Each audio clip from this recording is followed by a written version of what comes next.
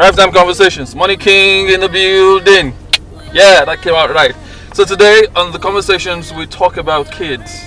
I'm in my children's school and I'm trying to get them back home. And I'm reminded about the lessons that we should teach our children. The children need to learn about money. We need to tell them about the things that they ought to learn about money. And the earlier we did that, the better, So you don't wait for a child to become an adult before you want to try to teach them about money. Teach them about money from the beginning, from the ages of 3 to 5, from 6 to 10, from 11 into 13. There are different lessons that they must learn. But generally, we should teach them about giving, about saving, about the fact that things cost money and that money doesn't just come to you. You're not entitled to it. There are rewards. It's a consequence. So we need to teach kids about financial rewards, and so you don't just give them allowances. Maybe commissions will be better. Then more appropriately, you want to teach them about money by setting an example with your life. My kids learned to give in church, for example, to talk about offerings and stuff like that because they saw me do it. And so these are the things that we should share with the children from time to time.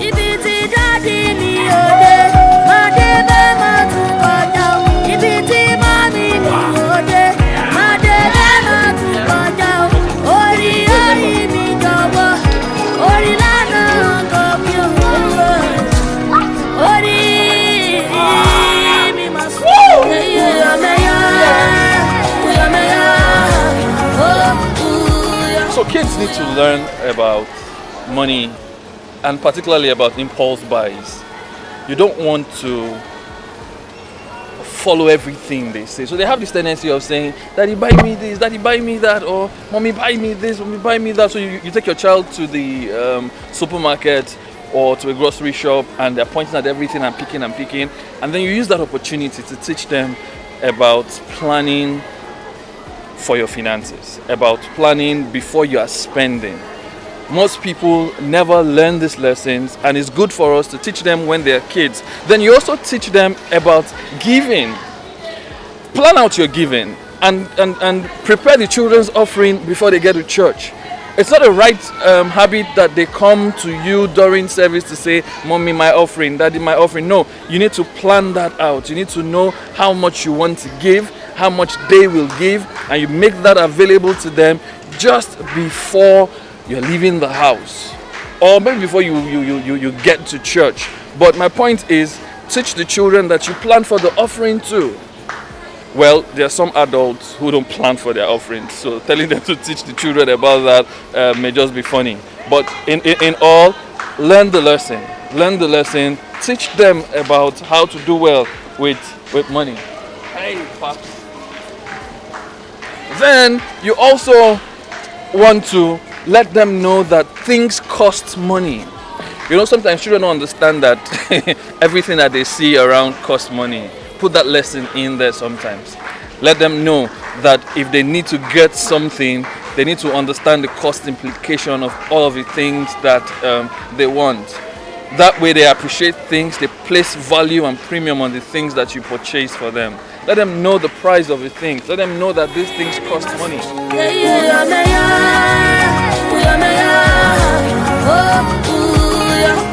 As parents, we need to set a good example for the children. They need to see how we do the things that we do. And one of the things you want to teach them actually is saving. Teach the children to save. So have for them jars, have for them buckets.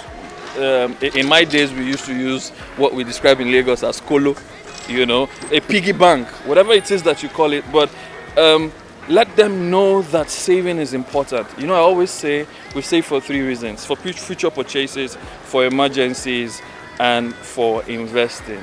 At some point in the life of a child, from 10, 11, 12, 13, you begin to have conversations with them about saving. At the earlier years, 3 to 5, 5 to 10, you want to begin to show them what it means to put some money aside.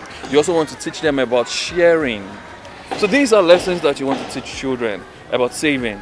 about impulse buying. Yes.